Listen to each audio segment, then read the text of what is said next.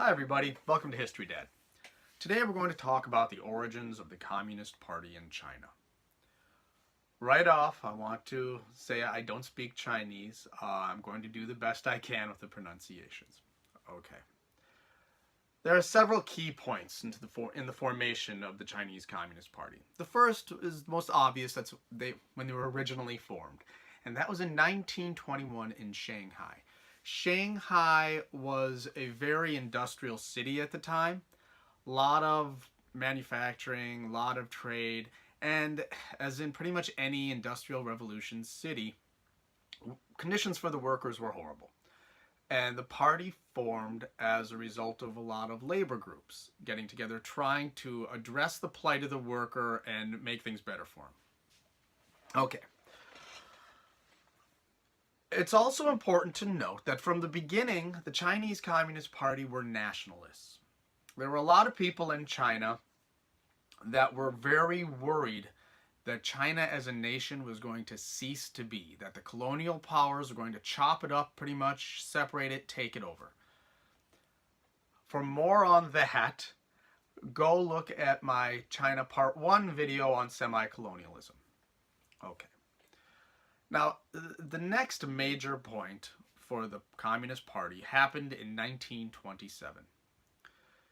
See, the nationalists decided they were going to create a large army, a large force, and sweep north through China as a unifying force and take care of some things. And the person in charge of this northern expedition was Chiang Kai-shek.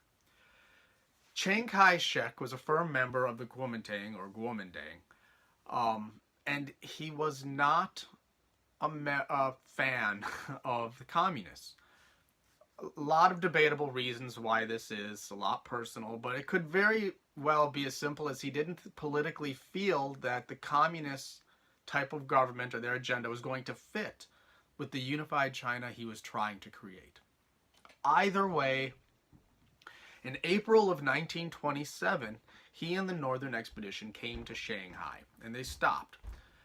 He went in, unbeknownst to the communists, and made a deal with the police, who also conveniently happened to be the heads of the underworld in Shanghai, and he paid them $7 million or so to help him purge the nationalists in Shanghai of the left-wing groups of the communists. On April 12th, they did just that. They started rounding up everyone who was a communist, breaking up all the cells, disbanding the workers' groups, and they executed thousands of people. Prior to this point, the communist movement had been a largely urban movement. Well, at this point, they fled Shanghai. They fled the cities out into the countryside, thereby starting to make it a rural movement. So the communists all ended up meeting in a place called Yangtze. And they regrouped there, reformed, and they almost created their own little country, so to speak. They had the government, they controlled everything within it. This was called the Yangtze Soviet period, and it lasted from 1927 to 1934. During this time, Chiang Kai-shek was able really to consolidate his power, built several more armies, and he managed to completely surround Yangtze. This was not a sustainable situation for the communists, and they realized it. So they decided they needed to break out. They gathered their army up, got everyone ready. It was 87,000 people, and they busted out of Yangtze. This began what is arguably the most important point of Chinese Communist Party formation. This was called the Long March. Those 87,000 people started out marching, and they marched for 2 years. They marched from 1934 through 1936. They marched 6,000 miles. That's a long way. That's back and forth across the U.S. a couple times.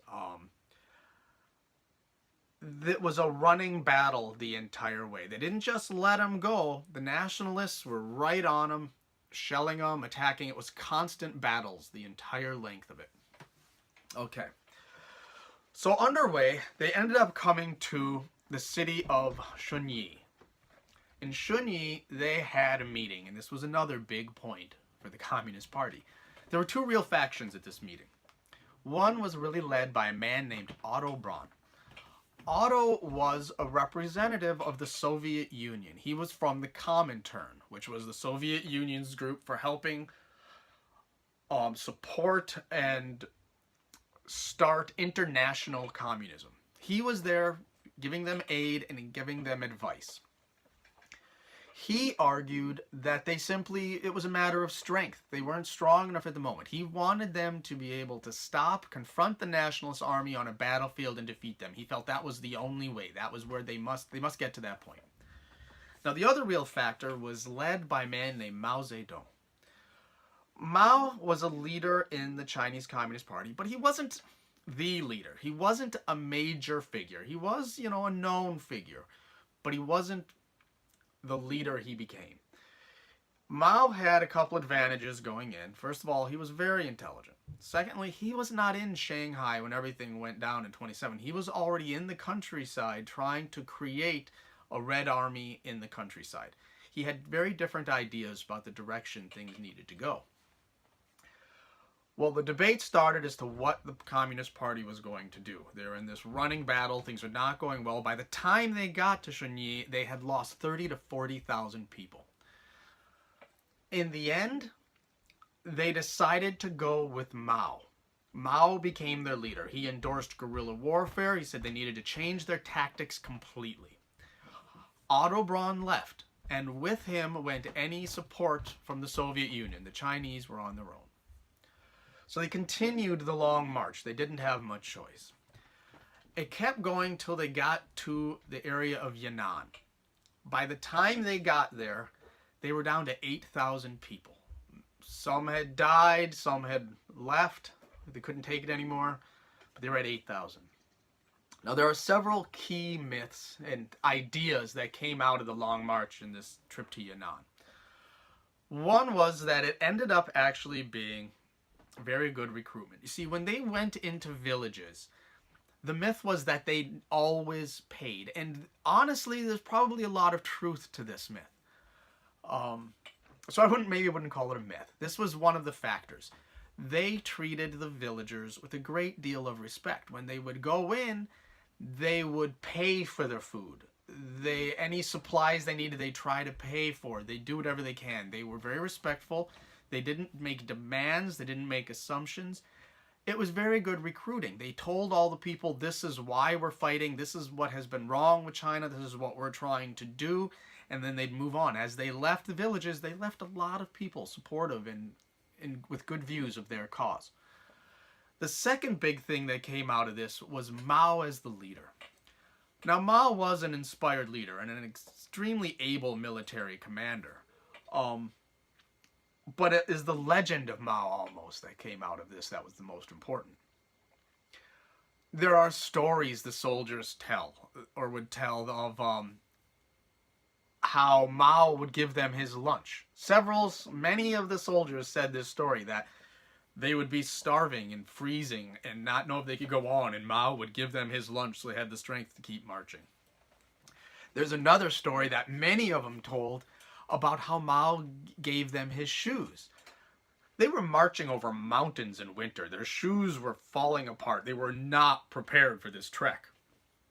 And many of them said that when their shoes were destroyed, Mao gave them his shoes.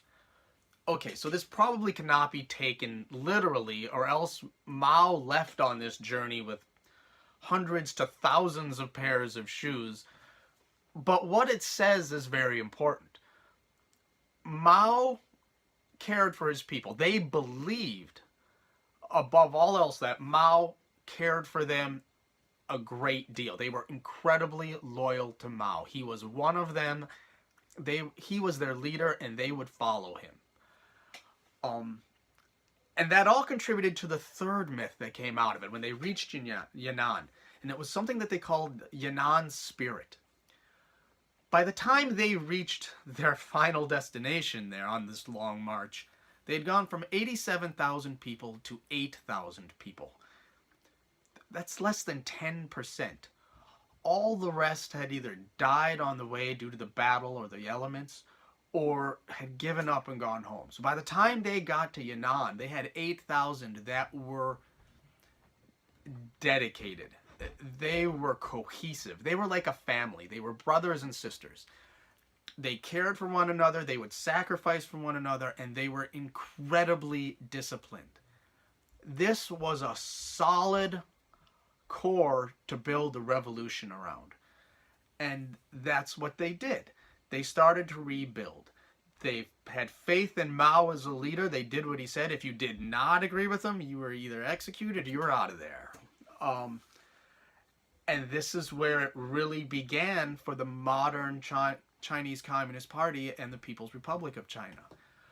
You may ask, why didn't Chiang Kai-shek finish them off when he got them down to 8,000 people?